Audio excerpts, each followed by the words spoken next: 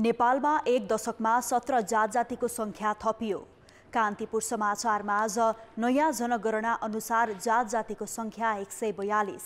भारतको 4 दिने औपचारिक भ्रमण पूरा गरेर प्रधानमन्त्री पुष्पकमल दाहाल आज स्वदेश फर्कदै। प्रधानमन्त्रीको भारत भ्रमणका क्रममा भएका सहमति र सम्झौताबाट नेपालले के पायो, यसबारेका विशेष सामग्री हामीसँग हुनेछन्। जगदीशपुर तालमा रैथाने चराको आकर्षण, चितवनमा दोस्रो अन्तर्राष्ट्रिय वन कुकुर सम्मेलन जारी, 13 देशका 41 अनुसन्धानकर्ता सहभागी। अन्तर्राष्ट्रियमा भारतको ओडिसामा भएको रेल दुर्घटनाको अपडेट र खेलकुदमा महिला च्याम्पियन्स लिगको उपाधिका लागि आज साँझ बार्सिलोना र उल्सबर्ग भिड्दै। नमस्कार, अब मुख्य समाचार। भारतको 4 दिने औपचारिक भ्रमण पूरा गरेर प्रधानमन्त्री दाहाल आज स्वदेश फर्कँदै। भारतको दीर्घकालीन विद्युत व्यापार सम्झौताले नेपालको बिजुली बजार सुनिश्चित। जनगणना 2078 अनुसार नेपालमा जात जातिको संख्या 142 पुग्यो। मातृभाषा संख्या 124 र धर्म संख्या 10 कायम। 600 शैय्याको गेटा मेडिकल कलेजलाई 100 मा घटाउने निर्णय विरुद्ध सुदूरपश्चिमवासी आन्दोलित। मोडालिटी परिवर्तन गरेकोमा जनप्रतिनिधिकै आपत्ति। भारतको ओडिसामा भएको रेल दुर्घटनामा मृत्यु हुनेको संख्या 207 पुग्यो। 900 घाइते, उद्धार कार्य जारी। र नेपाली राष्ट्रिय महिला क्रिकेट टिम र मलेसिया बीचको चौथो T20I आज लगातार तेस्रो जित हात पार्दै सिरिज जित्ने नेपालको लक्ष्य।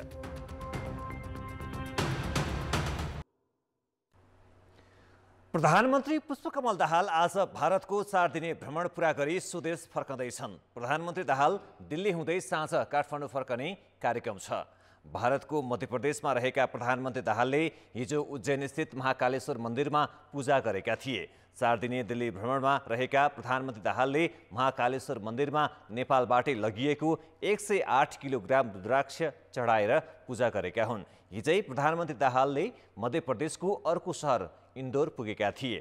इन्दौरमा उनलाई त्यहाँका मुख्यमन्त्री शिवराज सिंह चौहानले स्वागत गरेका थिए। दाहालले इन्दौरमा फोहोर व्यवस्थापनबारे अवलोकन गरेका छन्। दुवै सहर पुग्दा दाहाललाई सांस्कृतिक झाँकीसहित स्वागत गरिएको थियो। प्रधानमन्त्री पुष्पकमल दाहालले नयाँ दिल्लीमा हिजो बिहान नेपाली सञ्चारकर्मीसँग कुरा गर्दै कालापानीको विवाद समाधानको लागि बङ्गलादेश मोडल विकल्प हुन सक्ने बताए। भारत र बङ्गलादेश दुवैले विवादित भूमिमा रहेका आफ्ना जनता ठूलो संख्यामा नागरिकता विहीन बनेपछि भूमि साटासाट गरेर समाधान खोजेका थिए। आखिर कस्तो छ त प्रधानमन्त्री दाहालले भनेको सीमा व्यवस्थापन समाधानको बङ्गलादेश मोडल? भारत र बङ्गलादेश बीच 4096 किलोमिटर सिमाना छ। सन् 2015 को जुन 6 का दिन द्विपक्षीय जमिन सीमा सम्झौता गरेर ऐतिहासिक कालदेखिका सीमा विवाद सुल्झाइएको थियो। बङ्गलादेश र भारत बीच जमिन साटासाट गरेर सीमा समस्या समाधान गरिएको घटनालाई नै प्रधानमन्त्री दाहालले सम्भवतः बङ्गलादेश मोडलको रूपमा संकेत गरेका हुन्। भारत पश्चिम बङ्गालका दैखाता, त्रिपुराको मुहारी नदी र असमको लाटीटिला क्षेत्रमा दुई देशबीच सीमा समस्या थिए, जसलाई सुल्झाउन 2015 मा भारतीय प्रधानमन्त्री नरेन्द्र मोदीको बङ्गलादेश भ्रमणका क्रममा सम्झौता भएको थियो, जसअनुसार भारतीय सीमारेखाभित्र रहेका 111 बङ्गलादेशी इन्क्लेभ अर्थात् क्षेत्र बङ्गलादेशलाई सुम्पिएको थियो। त्यसबाट 17,160 एकड जमिन बङ्गलादेशमा थपिएको थियो। यस्तै बङ्गलादेशी क्षेत्रमा रहेका 51 इन्क्लेभ भारतमा समाहित गरिएको थियो, जसअनुसार भारततर्फ 7,110 एकड जमिन थपिएको थियो। दुवै क्षेत्रमा भारतीय 34,000 र बङ्गलादेशी 17,000 गरी 51,000 नागरिकको बसोबास थियो। बङ्गलादेशको सीमारेखाभित्रको भारतीय इन्क्लेभमा बसेका व्यक्ति भारतीय थिए भने भारतको सीमाभित्रको बङ्गलादेशी इन्क्लेभमा बसेका व्यक्ति बङ्गलादेशी थिए। यो सीमा सम्झौतापछि त्यहाँका बासिन्दालाई कुन देशको नागरिक हुने भनेर छनौटको अधिकार दिएको थियो। अर्को मुलुक रहँदा राज्यविहीनको अवस्थामा रहेका दुवै मुलुकका बासिन्दाको समस्या यो सम्झौतापछि समाधान भएको थियो। उक्त सम्झौतापछि भारतीय प्रधानमन्त्री मोदीले बर्लिन पर्खाल भत्किएको रूपमा संज्ञा दिएका थिए। भने पश्चिम बङ्गालकी मुख्यमन्त्री ममता बनर्जीले जमिन सट्टापट्टाको घटनालाई ऐतिहासिक बताएकी थिइन्। बङ्गलादेशकी तत्कालीन प्रधानमन्त्रीले पनि सीमावर्ती समस्या समाधान भएकोमा खुसी व्यक्त गरेकी थिइन्।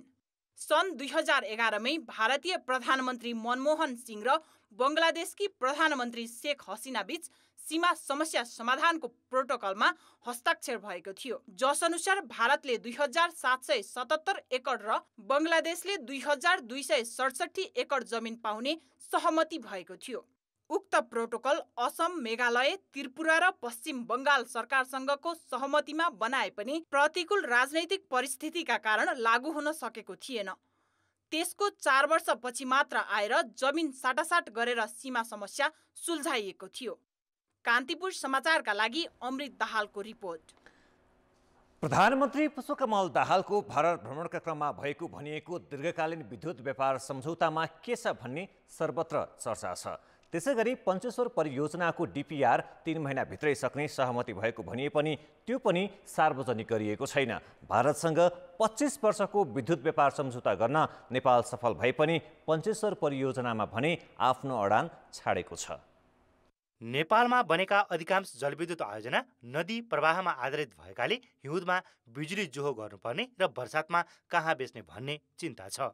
त्यही कारण नेपालले प्रधानमन्त्री पुष्पकमल दाहालको भ्रमणका क्रममा दीर्घकालीन व्यापार सम्झौता गर्ने विषयलाई मुख्य एजेन्डा बनाएर भारतमा स्थायी बजार सुनिश्चित गर्न खोजेको थियो। नभन्दै नेपालले भारतलाई त्यसमा सहमत गरायो। दीर्घकालीन विद्युत व्यापारको सम्झौतामा नेपालका तर्फबाट ऊर्जा सचिव दिनेश घिमिरे र भारतका ऊर्जा सचिव आलोक कुमारले प्रारम्भिक हस्ताक्षर समेत गरेका छन्।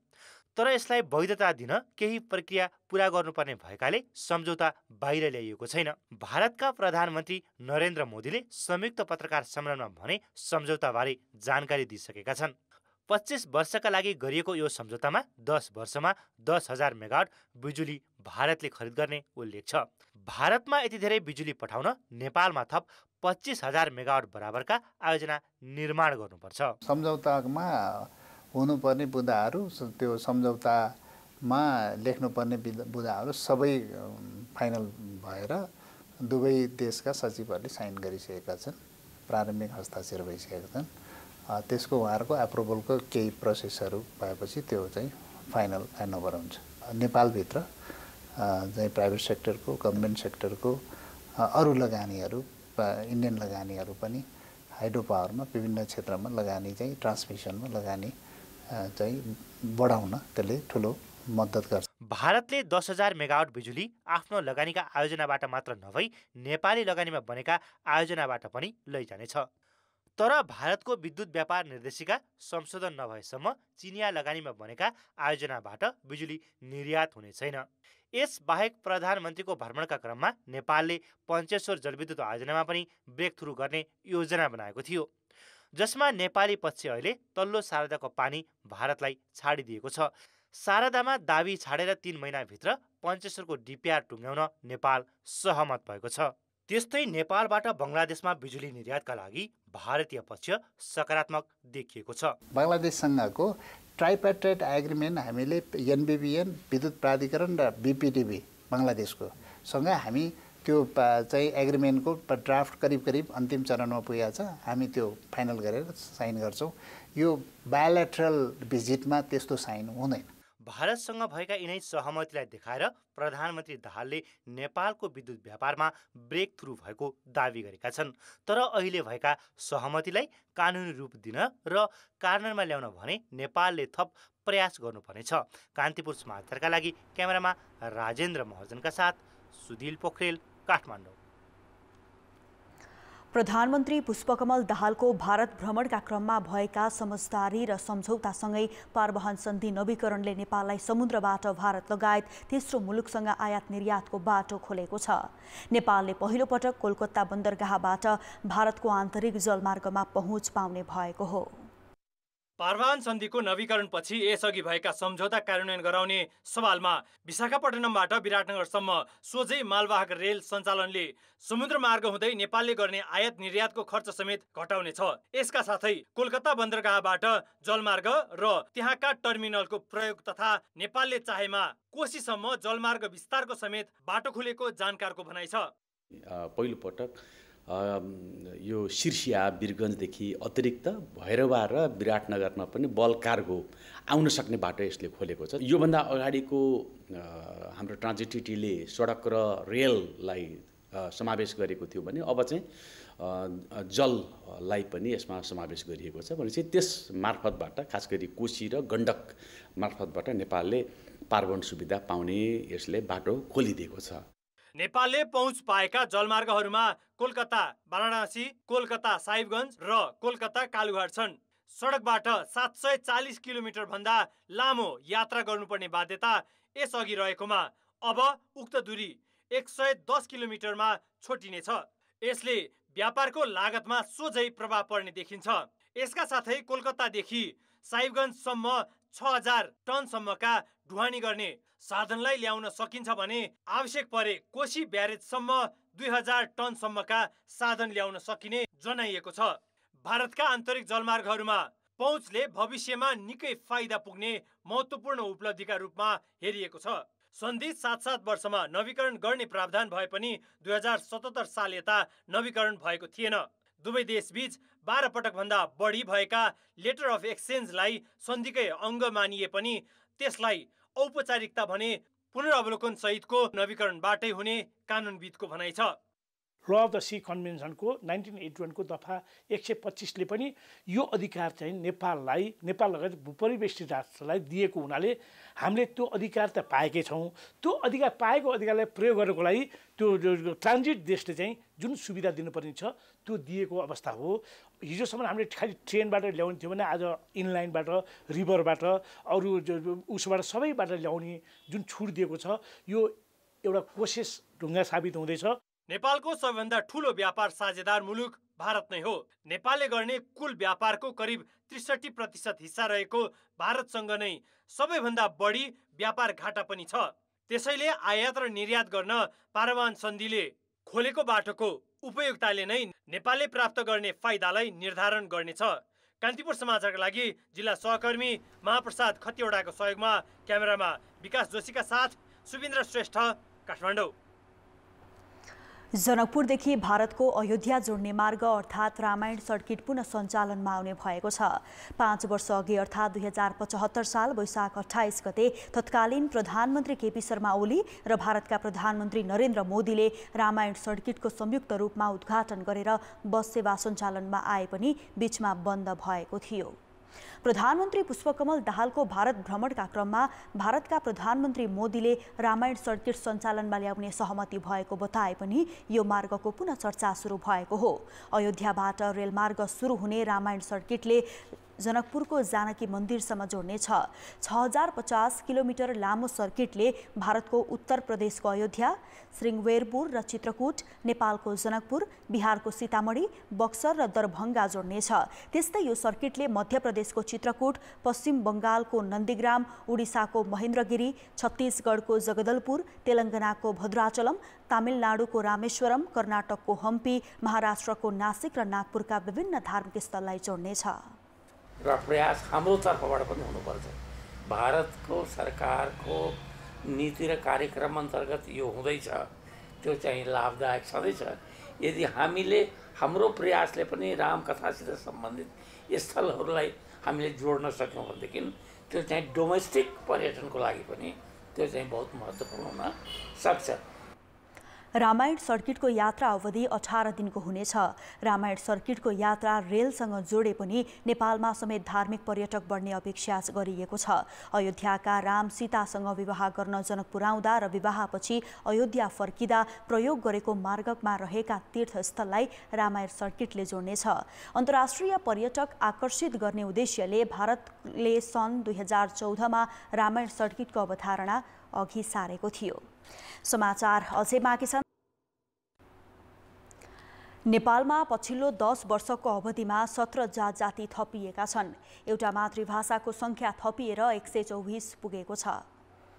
राष्ट्रिय तथ्याङ्क कार्यालयले सार्वजनिक गरेको 2078 सालको जनगणनाको तथ्याङ्क अनुसार जात-जाति र मातृभाषाको संख्या बढेको हो। कार्यालयका अनुसार नेपालमा कुल जात-जातिको संख्या 142 कायम भएको छ। अघिल्लो जनगणना 2068 मा कुल जात-जातिको संख्या 125 थियो। जाति, भाषा र धर्मको सम्बन्धमा विभिन्न सङ्घ-संगठनले बुझाएको ज्ञापन पत्र र ध्यानाकर्षणलाई समेत विचार गरेर जनगणनाको तथ्याङ्क सार्वजनिक गरिएको तथ्याङ्क कार्यालयले जनाएको छ। राष्ट्रिय जनगणना 2078 को तथ्याङ्क गत चैत 10 गते नै सार्वजनिक भए पनि जाति, भाषा तथा धर्म सम्बन्धी तथ्याङ्क भने 2 महिनापछि सार्वजनिक गरिएको हो।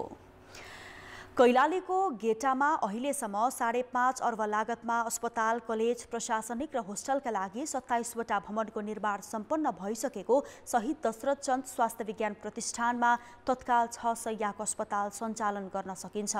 तर सरकारले नीति तथा कार्यक्रममा उल्लेख भएको कुरालाई हटाउँदै कैलालीको गेटामा 100 शैय्याको अस्पताल सहित प्रतिष्ठान सञ्चालन गर्ने निर्णय गरेपछि सुदूरपश्चिमका बासिन्दा आन्दोलित भएका छन्। गत माघ 29 गतेको मन्त्री परिषद बैठकले कैलालीको गेटामा शहीद दशरथ चन्द राष्ट्रिय स्वास्थ्य विज्ञान विश्वविद्यालय स्थापना गर्ने निर्णय गरेको थियो। लगत्तै स्थलगत भ्रमणमा पुगेका प्रधानमन्त्री पुष्पकमल दाहालले पनि छिट्टै विश्वविद्यालय स्थापना गर्ने आश्वासन दिएका थिए। शहीद दशरथ चन्द राष्ट्रिय स्वास्थ्य विज्ञान विश्वविद्यालय स्थापना गर्ने निर्णय हिजो नै क्याबिनेट राखेर मैले त्यो सैद्धान्तिक निर्णय भएको छ। अब व्यावहारिक रूपले यो मेडिकल कलेज चलाउनेतिर पनि तीव्र गतिमा अगाडि जान्छ र विश्वविद्यालय स्थापना प्रक्रिया पनि अगाडि बढिसकेको छ। राष्ट्रपतिले जेठ 5 गते प्रस्तुत गरेको आर्थिक वर्ष 2080-81 को नीति तथा कार्यक्रममा पनि सोही कुरा उल्लेख गरिएको छ। तर नीति तथा कार्यक्रममा उल्लेख गरिएको कार्यक्रम विपरीत बजेट भाषणमा शहीद दशरथ चन्द स्वास्थ्य विज्ञान प्रतिष्ठान बनाई 100 शैय्याको अस्पताल सञ्चालन गर्ने उल्लेख भएपछि सुदूरपश्चिमवासी आन्दोलित भएका हुन्। दशरथ चन्द स्वास्थ्य विज्ञान विश्वविद्यालय बनाउने निर्णय गर्यो, त्यो निर्णयलाई हामीले स्वागत गर्यौं। तत्पश्चात नीति तथा कार्यक्रममा पनि यो आयो र बजेट आउँदाखेरिमा रामप्रकाश महतजीले बजेट प्रस्तुत गर्दाखेरिमा त्यो कुरा लुकाएर यसलाई प्रतिष्ठान लैजाने कुरा गरियो, यसलाई गठुवा गरियो, 600 बेडको लागि 100 बेड बनाउने निर्णय गरियो। यो त समग्र राष्ट्रिय रूपबाट नीतिगत ढङ्गले नै सरकारलाई प्रभावित पारेर मेडिकल विश्वविद्यालय खोल्न नदिने र विभिन्न विश्वविद्यालयका साना चाहिने भिसी रेक्टरहरूलाई कब्जामा लिने र कुनै अमुक मन्त्रीहरूलाई कब्जामा लिएर उनीहरूले आफ्नो मनसुवा पूरा गर्नका लागि लागिरहेका छन्। सुदूरपश्चिमवासीको लामो माग र आन्दोलनपछि कैलालीको गेटामा आर्थिक वर्ष 2073-74 मा मेडिकल कलेजका लागि भौतिक संरचना निर्माण गर्न थालिएको थियो। अहिलेसम्म 5.5 अर्ब लागतमा अस्पताल, कलेज, प्रशासनिक र होस्टेलका लागि 27 वटा भवनको निर्माण सम्पन्न भइसकेको छ। अन्य भौतिक निर्माण कार्य पनि लगभग अन्तिम चरणमा छ।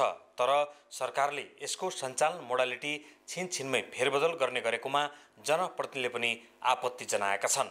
स्वास्थ्य सेवामा एउटा सर्वाङ्गीण परिवर्तनको जो अनुभूति गर्ने एउटा परिस्थिति बनेको थियो, त्यसमा गहिरो धक्का लाग्ने काम भएको छ। अब प्रधानमन्त्री जो भारत भ्रमणमा हुनुहुन्छ र बजेटमा अप्रत्याशित रूपमा यो निर्णय आएपछि उहाँको भारत भ्रमणको व्यस्तताले हामीले यो विषयमा उहाँलाई भन्न सकेका छैन। सरकारको आधिकारिक धारणा आएपछि नै हामी हाम्रो प्रतिक्रिया दिन्छौँ। मेडिकल कलेज निर्माण गर्नको लागि पनि कमसेकम 300 शैय्याको अस्पताल त चाहिन्छ। अहिलेको नीतिगत प्रबन्ध अनुसार त्यो पनि चाहिँ छैन। सुदूरपश्चिममा स्वास्थ्य सेवाको अवस्था कमजोर छ। सामान्य उपचारका लागि पनि यहाँका नागरिक काठमाडौँ र सीमावर्ती भारतीय अस्पताल पुग्नुपर्छ। तर निर्माण कार्य सकिँदा पनि सरकारले मेडिकल कलेज सञ्चालनमा देखाएको यस्तो गैर जिम्मेवारी हरकत र लापरवाहीले मेडिकल माफियाको इसारामा कतै यसलाई सञ्चालन गर्न नदिने रणनीति त होइन भन्ने आशंका स्थानीयको छ। कान्तिपुर समाचारका लागि क्यामेरामा दिपेन्द्र ओलीका साथमा टेकराज जोशी, धनगढी, कैलाली। पंक्षी आरक्षक कपिल वस्तुको जगदीशपुर ताल आफैमा मनमोहक छ। त्यसमाथि अहिले तालमा रैथाने चराको बचेरा हुर्काउने समय भएकाले थप आकर्षण थपिएको छ। मुलुकभरिकै सिमसार क्षेत्रमध्ये जगदीशपुर तालमा अहिले 28 भन्दा बढी प्रजातिका रैथाने चराले बचेरा हुर्काइरहेका छन्। जगदीशपुर तालको दक्षिणी प्रवेशद्वारमै सुन्दर र आकर्षक पंक्षी कुर्मालाई यतिखेर बचेरा हुर्क्याउन भ्याइ छ। तालकै पूर्वी कुनामा बगाले सिमकुखुरा पनि बचेरा स्याहार्दै छ। विश्व सिमसार क्षेत्रमा सूचीकृत तालमा अहिले जल अप्सरा, लाम औले, सिलसिले हाँस, सिम कुखुरा र ध्यानी बकुला बचेरा हुर्क्याउन व्यस्त छन्। त्यस्तै डुबुल किचरा, कोटेरो मुनिया, रातो मुनिया, बस्तु बकुला, आस्कोटे बकुला र हरिहाँसको जलकीडा, चिरबिराहट, कोकिलकण्ठे बोली र वात्सल्य प्रेम हेरेर सबै आह्लादित छन्। हाल यस बर्ड सेङ्चुरी यहाँ ब्रिड गर्ने यहाँको रैथाने र ग्रीष्म आगन्तुक चराहरू कोही प्रजनन गरिराखेको छ र कोही चाहिँ प्रजनन गरेर बच्चाहरूलाई चाहिँ फ्लेज आउट गरेर यहाँ बच्चाहरूलाई विचरण गराइरहेको छ।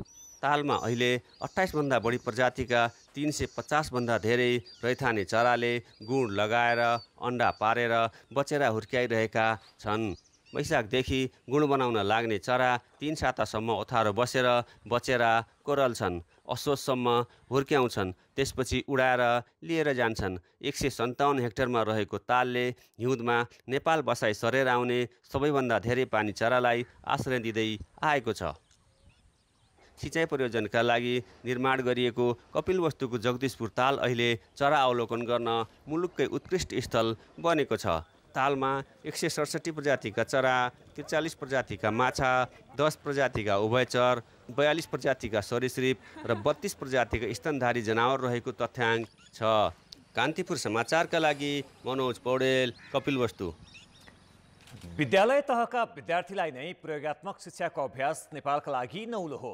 तर काठमाडौँ महानगरपालिकाले सामुदायिक विद्यालयका विद्यार्थीलाई जीवन उपयोगी शिक्षा दिन भन्दै शिक्षामा सिप नामको कार्यक्रम सञ्चालनमा ल्याएको छ। महानगरको योजनाअनुसार वैशाख अन्तिम सातादेखि सामुदायिक विद्यालयले 10 वटा मोडलका सिपमूलक तालिम विद्यार्थीलाई दिँदै आएका छन्। काठमाडौँको रत्नराज्य माध्यमिक विद्यालयमा कक्षा 9 का विद्यार्थी शुक्रबार सिप सिक्न व्यस्त थिए। उनीहरूको सिकाइ सधैँको किताबको पाना भन्दा भिन्दै थियो। विद्यार्थीलाई कापी कलम साथमा लिएर ब्ल्याकबोर्ड अथवा व्हाइट बोर्ड हेर्नुपर्ने बाध्यता थिएन, बरु आफ्नो रुचिको सिप सिकाइमा आवश्यक वस्तु नै उनीहरूको हातमा थियो। अर्थात् विद्यार्थीहरू प्रयोगात्मक अभ्यासमा थिए। एउटा समूहले ब्युटिसियन कोर्स सिकिरहेको थियो भने त्यसै हलको अर्को कुनामा हाउस वायरिङ सिक्नेहरू पनि थिए। यस्तो सिपले भविष्यमा आफ्नो जीवनशैली सजिलो बनाउने विश्वास उनीहरूमा थियो। पुरै मेहनत गरेर यसको मतलब युटिलाइज गरेर आफू गर्न सक्छु भन्ने आशा गरेको छु। हामीले जस्तो जति सिप सिक्यो त्यति राम्रो हुन्छ हाम्रो लागि र त्यो सिप कहिले न कहिले जीवनमा हामीलाई जहाँ भयो नि काम लागिरहेको। काठमाडौँ महानगरले माध्यमिक तहका विद्यार्थीलाई सहरी कृषि, ब्युटिसियन तथा केश सज्जा, काष्ठकला, culinary arts, fashion designing, plumbing, मूर्तिकला, हाउस वायरिङ लगायतका 10 वटा सिपमूलक शिक्षाको मोडल दिएको थियो। शिक्षासँगै सिपमूलक ज्ञान हासिल भए विद्यालय शिक्षापछि नै जीवन निर्वाहमा सहयोग पुग्ने शिक्षकहरूको अपेक्षा छ। बिए एमए डिग्री पढ्छन् तर त्यो सर्टिफिकेट लिएर फेरि जारी खानको लागि ढोका ढोकामा चाहिँ चियार्दै हेर्दै जानुपर्ने हुन्छ। तर स्किल बेसले गर्दा यो सिक्यो भने आत्मनिर्भर हुन्छ। कुनै पनि ढोकामा कसै कहाँ जारी खान जानु पर्दैन। यो फाइदाजनक छ र उनीहरूले आफ्नो एससी एक्जाम पछि पनि तुरन्त काम पाइहाल्ने सम्भावना बढी देख्छु म। पछि गएर चाहिँ म कुलिनरी फिल्डमा नै पछि गएर म एउटा चाहिँ राम्रो सेफ बन्छु भन्ने एउटा चाहिँ त्यो पनि यहाँबाट नै पुस गर्ने भयो क्या, यहाँबाट नै इन्ट्रेस्ट डेभलप गर्ने भयो। किनकि हामीले यहाँ चाहिँ प्र्याक्टिकलको साथसाथै हिस्ट्रीहरू होइन, यसको चाहिँ एडभान्टेजहरू, यसको चाहिँ अब डिसएडभान्टेजहरू पनि हुन्छ कुनै कुनै, त्यो कुराहरू चाहिँ सबै हामीले सिकाउँदाखेरि चाहिँ यो चाहिँ ओभरअल चाहिँ एकदम राम्रो हो। शिक्षाका लागि सिप कार्यक्रम अन्तर्गत हरेक समूहमा 20 देखि 30 जनासम्म विद्यार्थी सहभागी छन्। यस वर्ष कक्षा 9 का विद्यार्थीलाई मात्र सहभागी गराइएको छ। काठमाडौँ महानगरभित्र 89 वटा सामुदायिक विद्यालय भए पनि अहिले 56 वटामा मात्रै यो कार्यक्रम लागू गरिएको छ। कान्तिपुर समाचारका लागि क्यामेरामा सुरज खड्काका साथ सृजना बास्तोला, काठमाडौँ। अब जनताका आवाज हामीले 7 प्रदेशमा सुनेका छौँ। विद्यालय तहका बालबालिकालाई सिपमूलक शिक्षा कतिको आवश्यक छ? जनताको आवाज। भविष्यमा केही गर्छन् कि भनेर चाहनाले टिचरहरूले उनीहरूलाई आधारभूत शिक्षा दिन्छन्। बच्चाहरूको भविष्य राम्रो हुन्छ, भविष्यमा केही गर्न सकिन्छ। तालिम हुन्छ भने अब पढ्ने विद्यार्थीहरूले त्यो काम तत्कालै चाहिँ निरूपण गर्न सक्छन्। आत्मनिर्भर बनाउनको निम्ति अत्यन्तै उपयोगी छ। एउटा वायरिङ हुन्छ, एउटा प्लम्बिङ हुन्छ होइन, साथमा अरू सानातिना कुराहरू पनि अब ज्ञान लिनु आवश्यकता छ। बालिकाहरूलाई स्तरीयमा नै तपाईँको चाहिँ सिपमूलक शिक्षा राम्रो प्रदान गर्यो भने साँच्चै हाम्रो नेपालमा चाहिँ शिक्षा नीति सुधार हुन सकिन्छ। बच्चाहरूलाई युवा अवस्थामा स्वरोजगार स्थापना गर्ने खालको एउटा वातावरण सिर्जना गर्छ। आफ्नो जीवनलाई सुखमय बनाउनका लागि सिपमूलक शिक्षा हुनु पर्यो। आफ्नै खुट्टामा उभिएर चाहिँ म के गरेर खान सक्छु भन्ने एउटा ढुक्कता चाहिँ त्यो सिपमूलक तालिमबाट त्यो ढुक्कता हुन सक्छ। किताबी ज्ञानको सट्टा व्यवहारिक हुनुपर्छ। पढाइ साथसाथै उनीहरूलाई आफ्नो व्यक्तिगत क्षमताको विकास हुनुपर्छ। सिपमूलक शिक्षा दिएपछि त्यो पढाइ पनि दिगो हुने। सानैबाट सिपमूलकलाई व्यावहारिक ज्ञान दिलाउन सकियो भने रोजगारीका अवसरहरू सिर्जना गर्न सकिन्छ। उनीहरूले केही कमाउने अवसर पाउँछन् र अहिलेको यो शिक्षाको उद्देश्य भनौँ न यो कार्यक्रममा पनि सिक्दै कमाउँदै गर्ने चाहिँ अवधारणा आछ। जीविकोपार्जनमा पनि सहज हुने भएको हुनाले यो एकदमै महत्त्वपूर्ण लाग्छ। बालबालिकाहरूलाई सैद्धान्तिक कुरालाई व्यवहारमा उतार्न सिपमूलक शिक्षा आवश्यक छ। एसएलसीहरू दिइसकेपछि अब बाहिर देशमा गएपछि काम झट्टै अब पाइने सम्भावनाहरू पनि हुन्छन् अनि सिकेर धेरै फाइदा पनि हुन्छ। आफ्नो हातमा सिप भइसकेपछि भोलि राज्यले मलाई नोकरी देला म खाउँला भनेर राज्यको मुख ताकेर बस्नु पनि परेन। सिपमूलक कार्यक्रम भनेको अहिले देशमा चाहिने नै यही भएको छ। मतलब हामीले केही सिप सिक्यौँ भने पछि गएर हामीलाई काम पनि लाग्छ।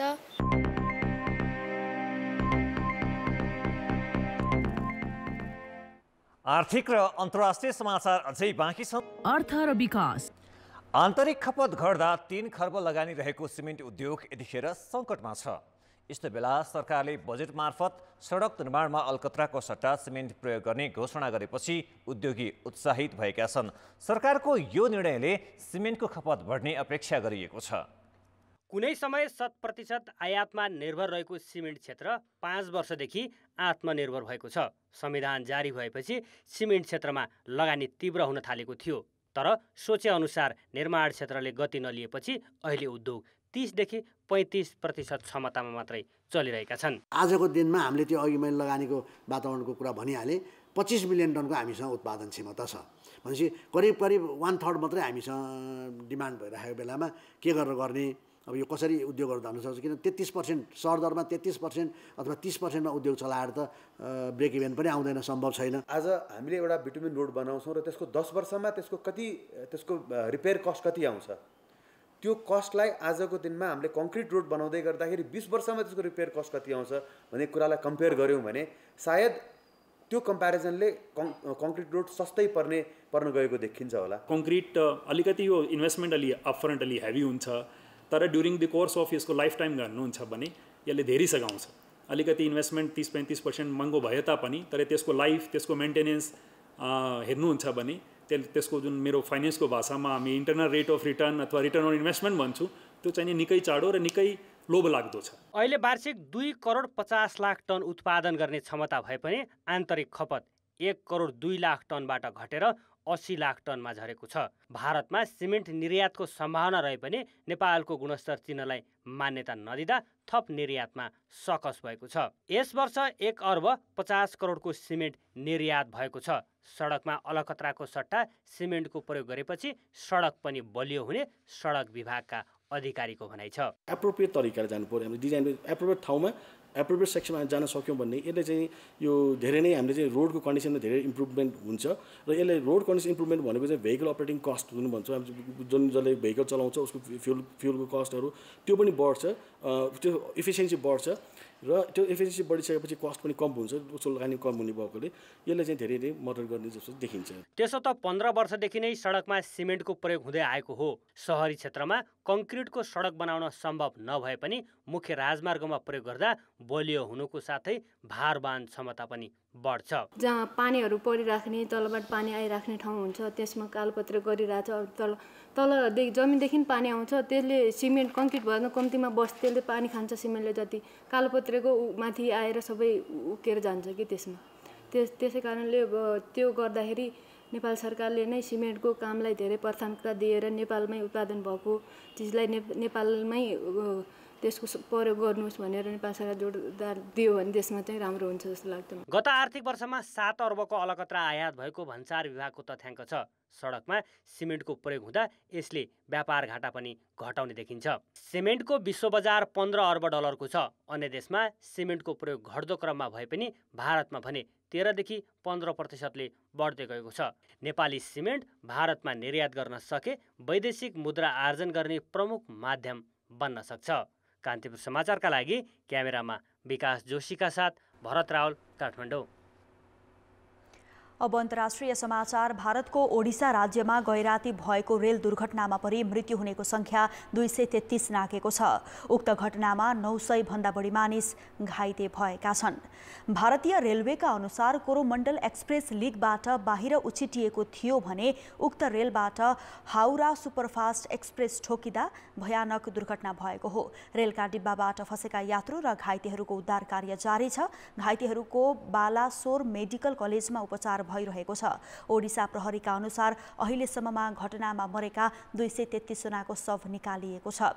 भारतीय प्रधानमन्त्री नरेन्द्र मोदीले ट्विट गर्दै आफू अत्यन्तै मर्माहत भएको बताएका छन्। भारत सरकारले दुर्घटनामा ज्यान गुमाउनेको सदस्यहरूको परिवारलाई 10 लाख रुपैयाँ क्षतिपूर्ति दिने घोषणा गरेको छ। त्यसैगरी गम्भीर रूपमा घाइते हुनेहरूलाई 2 लाख क्षतिपूर्ति र सामान्य घाइतेलाई 50,000 दिइनेछ। यो घटनालाई भारतमा भएको यस शताब्दीकै सबैभन्दा ठूलो रेल दुर्घटना भएको बताइएको छ।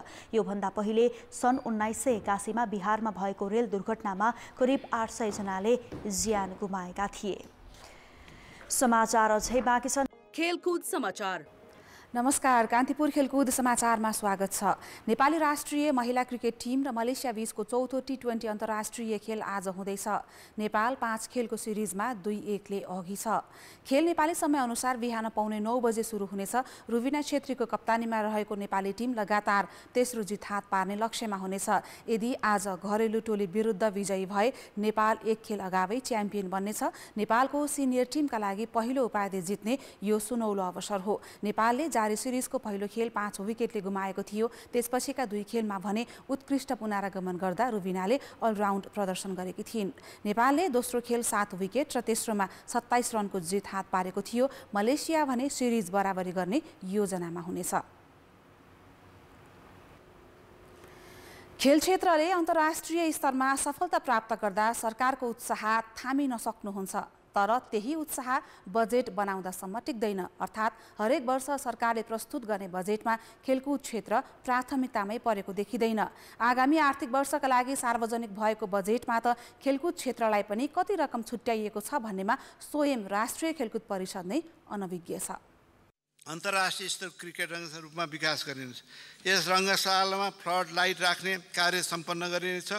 मूल पार्टी क्रिकेट रङ्गशालाको निर्माण कार्य सम्पन्न गरिने। अर्थमन्त्री प्रकाश शरण महतले जेठ 15 गते सार्वजनिक गरेको आगामी आर्थिक वर्षको बजेटमा युवा तथा खेलकुद मन्त्रालयका लागि भनेर 20 अर्ब 87 करोड 59 लाख रुपैयाँ विनियोजन गरेको घोषणा गरे। तर खेलकुदका लागि मात्र कति रकम हो भन्ने प्रश्न पारेनन्। उनले विनियोजन गरेको बजेट युवा र खेलकुदका लागि हो। क्रिकेट मैदानलाई प्राथमिकतामा राखिएको बजेटका अधिकांश कार्यक्रम पुरानै छन्। अहिले छुट्याइएको बजेटले भलिबल, बक्सिङ लगायतका अन्तर्राष्ट्रिय पदक भित्र्याउन सक्ने खेलका पूर्वाधार विकासका लागि अपुग हुने राष्ट्रिय खेलकुद परिषदको ठम्याइ छ। यसले पनि खेल क्षेत्रलाई निराश बनाएको छ। परिषदले आगामी वर्ष खेलकुदका लागि मात्र कति बजेट प्राप्त भयो भन्ने जानकारीसम्म नआएको जनाएको छ।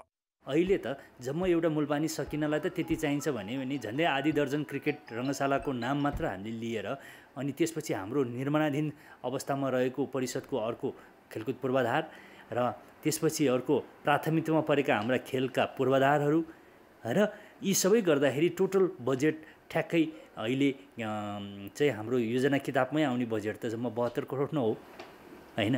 र थप स्रोत सुनिश्चित र सहमति प्राप्त नभइकन ती योजनाहरूलाई सम्बोधन गर्न सकिँदैन। चालु आर्थिक वर्षका लागि सरकारले खेल क्षेत्रका लागि मात्र 2 अर्ब 9 करोड बजेट विनियोजन गरेको थियो। सरकारले गत असोजमा पोखरामा भएको 9औं राष्ट्रिय खेलकुद प्रतियोगिताका लागि थप 60 करोड उपलब्ध गराएको थियो। यो वर्ष नेपालले एसियाली खेलकुद र दक्षिण एसियाली खेलकुदमा सहभागिता जनाउँदैछ। यस्तै कर्णालीमा 10औं राष्ट्रिय खेलकुद प्रतियोगिता पनि यसै वर्ष हुनेछ। तर सरकारले यी प्रतियोगिताका लागि भनेर बजेट नै विनियोजन गरेको छैन। राष्ट्रियको लागि त हामीले पर्याप्त मात्रामा नपुगेको बजेट अर्को पूर्वाधार बनाउनलाई पुग्छ भनेर हामीले कसरी भन्ने। अनि यही कारणले गर्दाखेरि पूर्वाधार नभइसकेपछि खेलाडी कहाँ खेल्ने, खेलाडी खेल्ने ठाउँ नभइसकेपछि खेलकुद विकास कहाँबाट हुन्छ। यति बजेटले चाहिँ खेलकुदको क्रम माथि जाला भन्ने चाहिँ होइन, यसमा चाहिँ तल आउला भन्ने चाहिँ एकदम धेरै दुःख लागेको छ। बजेटमा कीर्तिपुर स्थित टियु मैदानमा फ्लड लाइट राख्ने र अन्य 5 क्रिकेट रङ्गशालाको निर्माण सम्पन्न गर्ने उल्लेख छ।